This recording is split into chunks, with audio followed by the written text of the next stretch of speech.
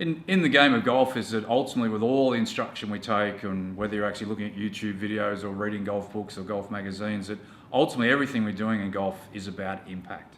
So the way the club is impacting the ball ultimately determines what the golf ball does.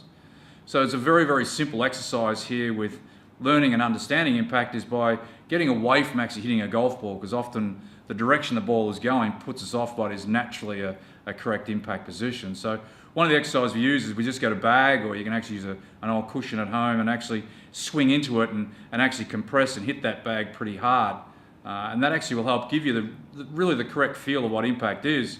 One of the big problems in golf is that there's a lot of old wives' tales out there and myths, and one of the big ones is actually keeping your head still, or even worse, keeping your head over the ball.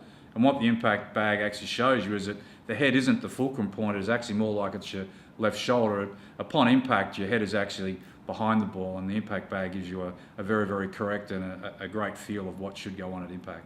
So this is what we call the moment of truth, which is basically impact in golf. And no matter what instruction we go through, and we work on setup and grip and plane and maybe weight transference and all these sorts of terms, but ultimately what determines where the ball goes, its direction and its power is impact.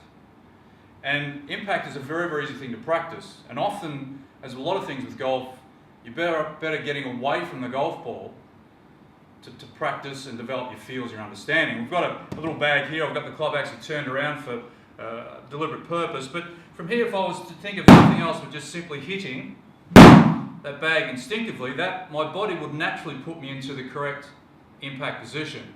I have the club turned around here because often my students will practice with a cushion or a pillow at home, and so you do a lot less damage with the grip, and it's fine. So as I'm hitting it, what you'll find is that my head now clearly is behind the ball. My left shoulder, if you like, is more the fulcrum of the swing, and this really is the correct impact position. Now, often what happens with golfers is that there are a number of myths out there, and a big one is to actually keep your head still, or even worse, keep your head over the ball. And you'll see that if I go to impact and keep my head where I'm hitting, is that all of a sudden I get this sort of impact going this way.